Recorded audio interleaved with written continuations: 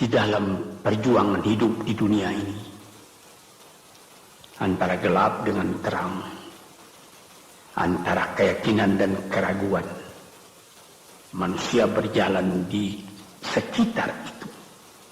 Di kiri dan di kanan kita berjumpa gelap dan terang itu. Maka diberilah pedoman manusia tadi. Apa pedoman? Walaupun bagaimana hebatnya, geloranya, tofannya, halimbubunya, ombaknya dan gelombangnya kehidupan itu, manusia mesti teguh berpegang kepada iman. Sebab kehidupan di dunia itu menurut peraturannya ialah tidak ada yang tetap. Yang tetap itu ialah berubah. Berubah itulah ketetapan yang ada dalam dunia.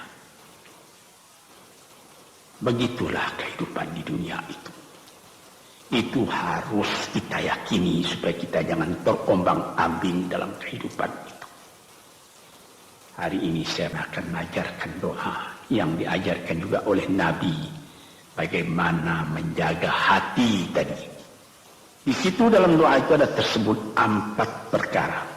Allahumma inni a'udzubika min qalbin la yakhsha'u wa min ilmin la yanfa'u wa min nafsin la tashba'u wa min du'a'in la yusma'u. Yang pertama, Allahumma inni a'udzubika min qalbin la yakhsha'u. Aku sangat berlindung kepada Engkau ya Allah, janganlah sampai terjadi hati saya itu tidak khusyuk lagi. Ini bahaya ini. Mulai bahaya mengancam kepada manusia kalau hatinya tidak khusyuk lagi. Hati khusyuk yaitu hati itu tentu jelas tujuannya kepada Allah. Allah menjadi pegangannya. Allah menjadi bentengnya. Allah menjadi ingatannya. Allah menjadi tujuannya. Dan kepada Allah kalau sembahyang menghadapkan diri, menghadapkan hati, maka permohonan kita yang pertama kepada Tuhan, ya Tuhanku, janganlah sampai hati saya ini tidak khusyuk lagi. Kalau sudah dari hati yang khusyuk ini berbekas kepada kehidupan. Aku tak takut menghadapi segala keadaan dalam hidup. Sebab hatiku bertali dengan Tuhan. Dari Tuhan aku datang, kepada Tuhan aku akan kembali. Tapi kalau sekiranya bacaan tetap fasih, tapi tidak ada lagi dari hati, melainkan rutin saja. Mayang 5 waktu sehari semalam, tapi tidak merubah kepada perangai tandanya sembahyang tadi tidak khusyuk. Ini yang pertama kita minta kepada Tuhan. Janganlah sampai kita mempunyai hati yang tidak khusyuk, hati yang tidak teringat kepada Allah. Kalau hati tidak ingat lagi kepada Allah, maka segala pekerjaan yang terlarang sudah ringan saja kita mengerjakan. Menipu, berdusta, membujuk orang lain mengerjakan perbuatan yang salah, mencela, memaki, itu karena tidak ingat kepada Allah, cuma ingat kepada diri sendiri saja. Ini yang pertama. Yang kedua dikatakan, wa min ilmin la yanfa'. Dan aku berlindung kepada Engkau ya Allah daripada ilmu yang tidak memberi manfaat. Padahal disebutkan oleh ahli-ahli, ilmu yang memberi manfaat itu membawa manusia kepada iman.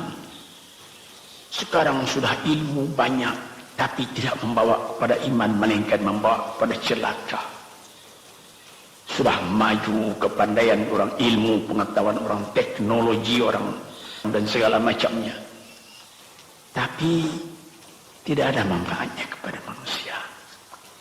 Cuma bahaya karena ilmu tadi yang datang kepada manusia. Sebagaimana ilmu manusia di abad ke-20 yang sangat penting, yaitu tentang tenaga atom. Maka timbullah bom atom, bom hidrogen, nuklir. Sehingga manusia diancam sekarang ini oleh bahaya atom itu di mana-mana. Nah ini ilmu ini. Tetapi ilmu yang membawa bahaya bukan saja tidak memberi manfaat, bahkan memberi bahaya. Di sini terasa oleh kita bahwa ilmu yang ada itu pun mesti dikembalikan atau dikendalikan oleh iman.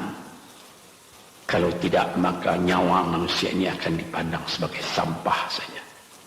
Minta kepada Tuhan, ya Allah, majulah ilmu manusia, majulah teknologi manusia, tetapi jangan hendaknya kemajuan itu membawa kepada bahaya. Jangan ilmu pengetahuan itu membawa kepada yang tidak memberi manfaat. Yang ketiga disebut lagi, wa min nafsin la tashba'u. Dan aku berlindung kepada Allah daripada nafsu, daripada diri, daripada ego, daripada tiap-tiap masing-masing diri ini. Inilah yang menimbulkan penjajahan di dunia. Penjajahan sesudah Perang Dunia Kedua sudah banyak negeri-negeri yang merdeka, tetapi sekarang timbul lagi penjajahan baru. Apa? Penjajahan fikiran. Sehingga bangsa yang merdeka tadi tidak merdeka lagi fikirannya. Dia merdeka di dalam meniru kepada bangsa yang lebih kuat. Itu namanya terjajah juga. Apa pangkalnya ini?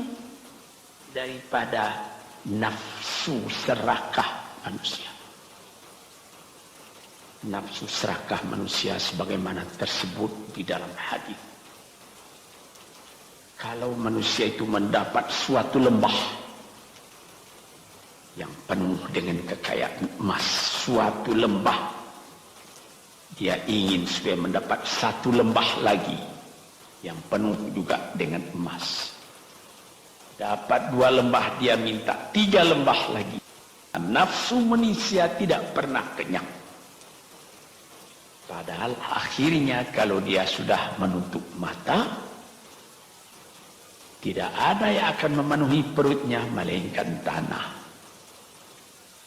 Berdoalah kepada Tuhan supaya hati kita selalu terbuka. Jangan sampai kita mempunyai hati yang tidak khusyuk, ilmu yang tidak memberi manfaat, jiwa yang tidak pernah kenyang, dan doa yang tidak didengar. Ya Allah, dengarkan doa kami dan tunjukkan kepada kami jalan yang benar dan beri kami terang dalam kehidupan ini. Yang keempat ialah wa min du'a'i la yusma. Dan aku berlindung kepada Engkau ya Allah, jangan sampai doaku tidak terdengar, tidak didengar oleh Tuhan. Sebagaimana kita tahu, doa itu adalah mukhul ibadah, tulang sumsum daripada ibadat kita sendiri kepada Tuhan. Segala perbuatan kita patrikan dengan doa, dengan harapan mudah-mudahan diizinkan oleh Allah. Disampaikan maksud kita, macam-macam yang kita minta kepada Tuhan. Tapi kalau doa itu sudah tak diperdulikan lagi oleh Tuhan, apa celaka kita? Apa daya kita? Apa upaya kita? Apa yang kau perbuat dalam kehidupan ini? Di mana terdesak engkau ingat kepada Tuhan. Di zaman kesenangan engkau lupakan Tuhan. Di dalam mendapat percobaan engkau merengek mengadu kepada Tuhan. Jiwa yang seperti ini janganlah sampai timbul pada diri kita sendiri. Hati janganlah sampai tidak khusyuk. Ilmu janganlah sampai tidak memberi manfaat. Nafsu janganlah sampai tidak kenyang. dan doa janganlah sampai tidak didengar. Moga-moga semuanya ini menjadi kenang-kenangan di dalam perjalanan yang jauh, di dalam keistirahatan hidup, sehingga mendapat ketetapan hati dan tumakninah. Assalamualaikum warahmatullahi wabarakatuh.